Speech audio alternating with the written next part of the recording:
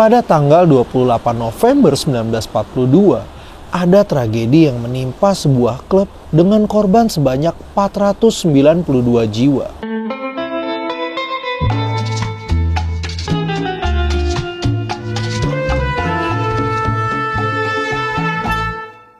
Hello guys, welcome to Dom CJ Channel. Ketemu lagi sama gue Mandela. Dan hari ini kita akan masuk ke sesi bedtime DJ Story. Gue akan cerita tentang sebuah tragedi yang menimpa sebuah klub dengan korban 492 jiwa. Coconut Grove dibuka pada tahun 1927 di Bay Village, Boston, Amerika Serikat. Klub ini terletak di seberang ruang bawah tanah di lantai dasar kompleks sebuah gudang. Nama owner dari klub ini adalah Barner Welansky, seseorang yang punya koneksi dengan mafia dan juga Mayor Maurice G. Tobin. Dengan koneksinya ini, klub bisa menjual minum-minuman beralkohol. Padahal, pada saat itu penjualan minuman alkohol itu masih ilegal di Boston. Mungkin ini ngebuat Coconut Grove juga punya reputasi yang buruk di tahun 1927 sampai 1933. Tapi semuanya berubah semenjak tahun 1933. Ada dua hal yang membuat kondisi bisa berubah. Mulai dari legalisasi penjualan minuman beralkohol sampai pemindahan kepemilikan klub. Coconut Grove juga berkembang menjadi penginapan dua lantai dengan beberapa lounge bar. Ada lantai dansa dan juga restoran. Lantai dansanya ini atau dance floor punya atap buka tutup. Jadi kalau cuacanya lagi mendukung, para pengunjung tuh bisa joget di bawah bintang-bintang. Dari ruangannya banyak yang bertema tropis, dekorasinya cukup ramai, termasuk kayak daun palem dan hiasan dinding berbahan kain. Terkesan asik sih tempatnya. Tapi siapa yang nyangka kalau ternyata klub ini secara terang-terangan berani buat mengabaikan peraturan bangunan dan peraturan keselamatan. Dan hal ini yang jadi permulaan sebuah tragedi di Coconut Grove. Jadi gini, Coconut Grove itu punya pintu keluar darurat. Ya udah pasti ada lah. Tapi pintu keluar daruratnya ini tuh aneh. Dia disembunyiin, dikunci dan ditutup. Alasannya sih buat mencegah para tamu meninggalkan klub. Kayak tanpa bayar bil lah gitu, kabur. Tapi menurut kalian apakah ini alasan yang bisa diterima? Berjalannya waktu, Coconut Grove menjadi salah satu tempat paling populer di Boston. Hiburan yang selalu inovatif, tematik, itu berhasil ngebuat pelanggan selalu memenuhi ruangannya. Tapi tiba di suatu malam, di mana saat itu pengunjung yang datang sudah jauh melebihi kapasitasnya.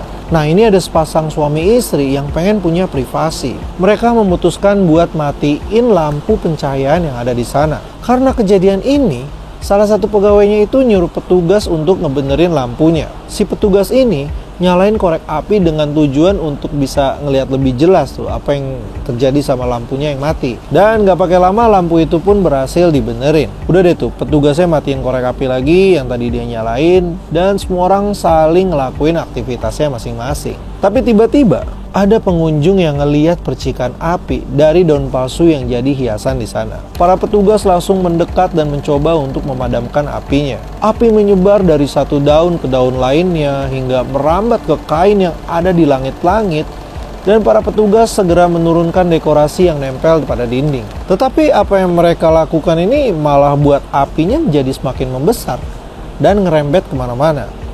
Percikan api yang tadi diketawain dan sisa-sisa bahan yang terbakar itu mulai menghujani pengunjung. Semua orang jadi panik, mereka berusaha untuk mencari jalan keluar. Ada beberapa sih yang bisa keluar dan mereka selamat. Ya, dengan rambut yang sudah terbakar tapi. Kejadian ini berlangsung sangat cepat, bahkan beberapa orang itu nggak punya waktu yang cukup untuk keluar dari tempatnya. Saat mayat mereka ditemukan pun mereka masih ada yang duduk sambil megang minuman di tangannya. Ya karena waktunya secepat itu dan sesingkat itu. Ada beberapa hal yang sempat sadar dan mau nyelamatin diri, tapi mereka juga dihadang oleh petugas. Tapi yang lucunya tuh mereka dihadang nih bukan karena harus rapi keluar gitu. Karena mereka ini belum bayar bil, Pak.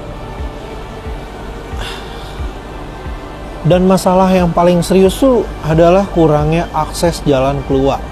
saat ratusan pengunjung mencoba melarikan diri dan pintu daruratnya pun yang telah terbuka ini ya keburu penuh dengan mayat. Belum lagi pintu utama klub adalah pintu yang modelnya tuh berputar. Kalau zaman dulu itu kan lagi eranya kalau mewah itu pintunya berputar tuh, pintu hotel ya. Yang dalam waktu sebentar aja itu kalau ratusan orang langsung melarikan diri ya itu ya nggak bisa pak, itu bakal kejepit di pintunya. Dan ya bener aja gitu, ratusan orang ini terjebak hidup-hidup saat api masih membakar mereka.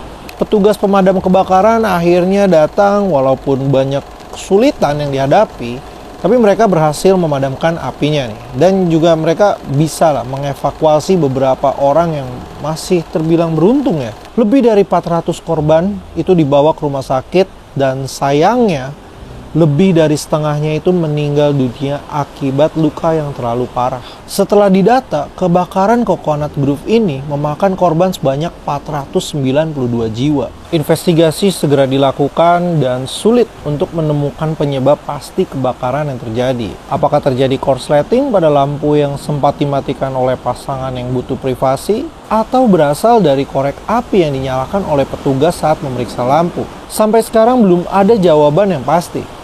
Petugas yang sempat nyalain korek api juga diidentifikasi bernama Stanley Thomas Zieski dan usianya masih 16 tahun. Usia yang masih terlalu muda untuk bekerja secara legal di sebuah klub. Walaupun banyak yang dengan cepat menyalahkan Stanley, dia tapi akhirnya dibebaskan dari semua tuduhan. Yang paling salah sih di sini adalah pemilik klub ya, yaitu si Barner Welansky tadi.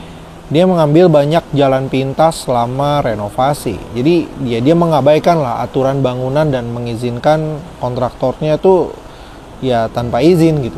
Hubungannya juga dengan mafia yang buat dia pembangunan Coconut Grove ini tidak memikirkan aturan keselamatan. Banyak pelanggaran keamanan lah yang sangat terlihat di dalam situ. Selain mengunci dan memblokir pintu keluar darurat, ya ini paling fatal sih menurut gue ya. Banyak bahan dekorasi juga yang menyebabkan kebakaran ini karena ya mudah terbakar ya. Welansky diadili dan dihukum atas 19 tuduhan pembunuhan. Dia dijatuhi hukuman 15 tahun penjara. Walaupun setelah 4 tahun kurungan penjara, dia diampuni oleh gubernurnya. Ya, walaupun pilu, tragedi ini ternyata menghasilkan efek jangka panjang. Rumah sakit dan dokter yang terlibat dalam menangani korban kebakaran, mereka menemukan dan menciptakan penanganan terbaik untuk korban luka bakar. Penemuan dan penciptaan ini juga menyebar ke negara bagian lain dan bahkan di seluruh dunia ya. Ya bisa dibilang peristiwa ini berhasil merevolusi perawatan korban luka bakar. Jadi ya memang yang namanya udah keselamatan, konstruksi bangunan apalagi ya itu harus memenuhi syarat lah. Karena ya jangan sampai kejadian ini tuh terulang apalagi di klub-klub di Indonesia gitu kan. Yang banyak orang yang kita kenal ya kan korbannya. Ya walaupun beberapa tahun lalu ya sempat ada kejadian juga, tapi ya beda case sih.